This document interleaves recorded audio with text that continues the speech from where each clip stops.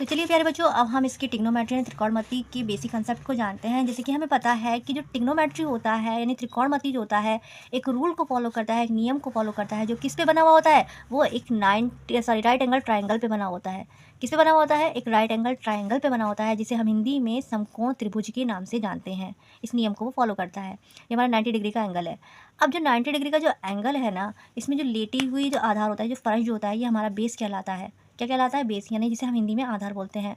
इस बेस से लगी हुई लाइन को बेस से लगी हुई लाइन को यानी बेस से लगे हुए खंबे को हम क्या बोलते हैं? उसे हम बोलते हैं परपेंडिकुलर, यानी जिसे हम हिंदी में लंबाई बोलते हैं।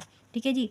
और 90 डिग्री के जस्ट सामने वाला जो एंगल होता है, सामने वाली जो भुजा होती है, वो ऑलवेज फिक्स होती है। वो हमेशा, उसको हम बोलते हैं हाइपोटेनियस, यानी जिसे हम कर्ण के नाम से जानते हैं। ये हमेशा फिक्स होती है, ये कभी भी नहीं बदलती है। लेकिन हमारा बेस और perpendicular, according to the question, इसके मान जो हैं वो बदलते रहते हैं। यानी कहने का मतलब यह है कि हाइपोटेनियस तो फिक्स रहता है, लेकिन हमारा आधार और बेस यानी कि परपेंडिकुलर और हमारा जो बेस है वो बदलते रहते हैं। तो P4 हो गया हमारा परपेंडिकुलर, इसे हम लंबाई कहते हैं। B4 हो गया हमारा बेस, यानी जिसे हम आधार बोलते हैं। और हाइपोटेनियस हो गया हमारा कर्ण। ठीक है जी। ये हमारा क्या है? ये हमारा राइट एंगल ट्राइंगल, यानी 90 डिग्री का जो एंगल होता है वो राइट एंगल ट्राइंगल कहलाता है, जो कि जिसे हम समकोण त्रिभुज के नाम से जानते हैं। अब प्यारे बच्चों, ये जो हमारा ये ट्राइंगल जो होता है ना, राइट एंगल ट्राइंगल, ये एक रिलेशन को फॉलो करता है। इस पर एक नियम अप्लाई होता है, एक रिलेशन को फॉलो करता है। वो हमारे पाइथागोरस थ्योरम के रिलेशन को फॉलो करता है, यानी कि इस पर पाइथागोरस थ्योरम अप्लाई होती है। अब पाइथागोरस थ्योरम का फॉर्मूला क्या होता है? भाई पाइथागोरस थ्योरम का फॉर्मूला होता है हमारा हाइपोटेनियस का स्क्वायर इज इक्वल टू, बराबर होता है किसकी? बेस के स्क्वायर के प्लस परपेंडिकुलर के स्क्वायर के। यानी कि कर्ण का स्क्वायर जो होता है वो बराबर होता है आधार के स्क्वायर के जमा में लंब के स्क्वायर के। ठीक है जी। अब मान लो लेट सपोज कि आपको दो एंगल्स की वैल्यू दे रखी हो और एक की वैल्यू नहीं दे रखी हो, तो आपको उन तीसरे की वैल्यू को निकालने के लिए आपको पाइथागोरस थ्योरम का यूज़ करना पड़ेगा, इसकी फॉर्मूले का इस्तेमाल करना पड़ेगा। जब भी हम तीसरे एंगल की वैल्यूज़ को कैलकुलेट कर पाएंगे, उसको निकाल पाएंगे। क्या है कि इसके साथ हम कुछ नोट्स बनाते हुए चलते हैं, आपको भी उतारने हैं। क्या है कि आपकी लास्ट में फाइनल में बहुत काम आने वाले हैं, तो इनको हमेशा रिमेंबर रखना कि नोट हमें पता है कि hypotenuse is the biggest length, यानी कि जो हाइपोटेनियस जो होती है वो हमारी क्या होती है भाई? ये तो होती है हमारे समकोण त्रिभुज की सबसे बड़ी भुजा होती है, जिसे हम हाइपोटेनियस यानी कर्ण के नाम से जानते हैं। ठीक है जी। अब उसके बाद आता है कि 90 डिग्री के जस्ट सामने वाला एंगल जो होता है, 90 डिग्री के जस्ट सामने वाली जो भुजा होती है वो क्या कहलाती है? वही हमारी हाइपोटेनियस कहलाती है, यानी कि वो हमारी कर्ण कहलाती है। ठीक है जी। अब इनके बाद क्या होता है कि प्यारे बच्चों, इसके बाद हमारे पर स्पेसिफिक एंगल्स भी होते हैं। और स्पेसिफिक एंगल्स कौन से होते हैं मैं आपको बताती हूँ। जैसे कि मैंने आपको भी ऊपर बताया था कि हाइपोटेनियस हमेशा फिक्स रहता है, इसका मान कभी नहीं बदलता।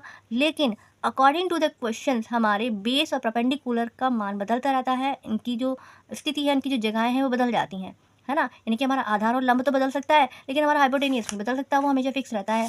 कैसे फिक्स रहता है? जैसे कि मान लो कि हमारा यहाँ पे हमें एक समकोण त्रिभुज दे रखा है, एक राइट एंगल ट्राइंगल दे रखा है। अब इसके नाम भी दे दिया हमने ABC। अब इसमें मान लो कि थीटा जो है हमारा A पर आ रहा है, यानी कि हमें थीटा A का मान ज्ञात करना है। तो हमें पता है कि जिसका मान हमें ज्ञात करना है, जिस पे हमारा थीटा है, वो तो हो जाएगा हमारा बेस। ठीक है जी। थीटा के जस्ट सामने वाला जो एंगल होगा वो हमारा परपेंडिकुलर कहलाएगा। थीटा के जस्ट सामने वाली भुजा जो होगी वो हमारी परपेंडिकुलर कहलाएगी, यानी कि वो हमारी लंबाई कहलाएगी। ये क्या हो जाएगा? हमारा बेस हो जाएगा, यानी कि ये हमारा आधार हो जाएगा। ठीक है जी। और 90 डिग्री के जस्ट सामने वाला एंगल हमेशा फिक्स रहता है, जैसे कि मैंने आपको बताया है कि इसका मान नहीं बदलता, ये हमारा हमेशा कर्ण ही रहेगा। तो यहाँ पे हम बनाते हुए चलते हैं, कुछ लिखते हुए चलते हैं। आपको भी ऐसे ही लिखना है जैसे कि यहाँ पे लिखा हुआ है कि जो थीटा आपको निकालना हो उसके सामने वाली लेंथ ऑलवेज परपेंडिकुलर यानी कि कर्ण होती है। कर्ण हमेशा यानी कि ऑलवेज कैसी होती है? फिक्स होती है। ठीक है जी। प्यारे बच्चों, हमें क्या है कि हमें पता है कि हम perpendicular base can be interchange according to the question, यानी कि परपेंडिकुलर की, जैसे कि मैंने आपको बताया था।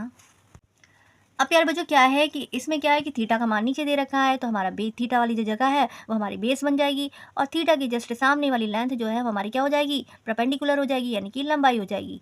तो कहने का मतलब ये है प्यारे बच्चों कि हमारा क्वेश्चन के अकॉर्डिंग हमारा थीटा अगर ऊपर दे रखा है तो बेस ही हो जाएगा, लंबाई ये हो जाएगी यानी लेंथ ही हो जाएगी, है ना, परपेंडिकुलर ही हो जाएगा, सॉरी। लेकिन अगर थीटा का मान नीचे है तो हमारा क्या कहलाएगा? बेस कहलाएगा, ये हमारा परपेंडिकुलर हो जाएगा। एच जो होता है यानी कि हाइपोटेनियस जो होता है वो कभी नहीं बदलता, उसका मान अपना फिक्स रहता है। ठीक है जी। अब प्यारे बच्चों, इसमें क्या है कि इसमें ना 6 नियम होते हैं, 6 नियम हैं ट्रिग्नोमेट्री के, त्रिकोणमिति के, जो आपको याद करने हैं, जो पूरे चैप्टर में यही यूज़ होने हैं। तो वो कौन कौन से हैं? वो है हमारे sine, cos, tan, cosec sec cot. कौन कौन से हैं? Sine, cos, tan, cosec sec cot. आपको ऐसे ही याद रखने हैं जैसे ये लिखे हुए हैं। तो हमें पता है कि साइन का अपोजिट क्या होता है? कॉसिक होता है। कॉस का अपोजिट क्या हो जाएगा? साइन हो जाएगा। कॉस का अपोजिट क्या होता है? सेक होता है। तो सेक का अपोजिट क्या हो जाएगा? कॉस हो जाएगा। टैन का अपोजिट क्या होता है? कोट होता है। तो कोट का अपोजिट क्या हो जाएगा? टैन हो जाएगा, है ना। तो शॉर्ट ट्रिक क्या है? तो शॉर्ट ट्रिक ऐसी है कि आपको ऐसे याद रखना है, P B P H H B, यानी जिसे हम लाल कक्का के नाम से जानते हैं। लंब बटे कर्ण, आधार बटे कर्ण और लंब बटे आधार। ऐसे ही ये परपेंडिकुलर अपॉन में हाइपोटेनियस, बेस अपॉन में हाइपोटेनियस, और ये परपेंडिकुलर अपॉन में बेस। ठीक है जी। तो ये क्या हो जाएंगे हमारे? Sine, cos, tan, cosec, sec, cot. ठीक है जी। साइन का अपोजिट कॉसिक, कॉसिक का अपोजिट साइन, कॉस का अपोजिट सेक, सेक का अपोजिट कॉस, टैन का अपोजिट कोट, कोट का अपोजिट टैन। तो साइन की वैल्यूज जो है, जैसे कि हम मान याद करते हैं, उसके फॉर्मूलेज याद करते हैं। तो फॉर्मूले कैसे याद करेंगे भाई? फॉर्मूले याद करने का तरीका ये है, जो मतलब साइन का है तो साइन का मान क्या होता है भाई? हमें साइन का मान पता है कि बी अपॉन में एच होता है। तो बी अपॉन में एच क्या होता है कि लंब बटे में कर्ण, लंब बटे में कर्ण होता है ना।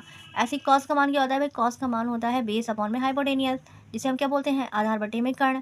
तो टैन का मान क्या होता है भाई? टैन का मान होता है हमारा परपेंडिकुलर अपॉन में बेस, यानी कि लंब बटे में आधार। इसी तरीके से कॉसिक का निकालोगे तो कॉसिक का मान क्या होगा भाई? कॉसिक का मान होगा हाइपोटेनियस अपॉन में परपेंडिकुलर, यानी कि कर्ण बटे में लंब। फिर क्या हो जाएगा? सेक का मान हाइपोटेनियस अपॉन में बेस, तो क्या हो जाएगा? कर्ण बटे में आधार। इसी तरीके से कोट यानी कि बेस अपॉन में परपेंडिकुलर, तो क्या हो जाएगा इसका मान? आधार बटे में लंब। ठीक है जी। तो इनके हम कुछ फॉर्मूले याद कर लेते हैं जो हमें आगे यूज़ होने हैं। ये एक्सरसाइज हमारे 8.1 में तो नहीं है, लेकिन आपको ये 8.2, 8.3 और स्पेशली 8.4 में आपको ज़रूर देखने के लिए मिलेगी, क्योंकि हम बेसिक कंसेप्ट को कंप्लीट कर रहे हैं। तो आपके लिए ये समझ लेना बहुत ज़रूरी है। हम आगे भी आपको करवाएंगे, लेकिन इसमें भी हम आपको बताते हुए चलते हैं। तो ये नोट्स हमारे साथ बनाते हुए चलना। जैसे कि हमें पता है कि कॉसिक थीटा का मान क्या होता है भाई? कॉसिक थीटा का मान होता है, कॉसिक थीटा का अपोजिट क्या होता है? Sine theta. तो हम यहाँ पे लिखेंगे 1/sin थीटा। ठीक है। क्वेश्चन को कंप्लीट कर लें, ये याद रखना। उसके बाद सेक थीटा। सेक का अपोजिट क्या होता है भाई? सेक सॉरी कोस का अपोजिट क्या होता है? कोस का अपोजिट होता है हमारा सेक। तो सेक का मान क्या हो जाएगा? 1/cos theta. टैन का अपोजिट क्या होता है? कोट होता है। तो कोट का मान क्या हो जाएगा? 1/cos theta, sorry 1/tan theta. ठीक है जी।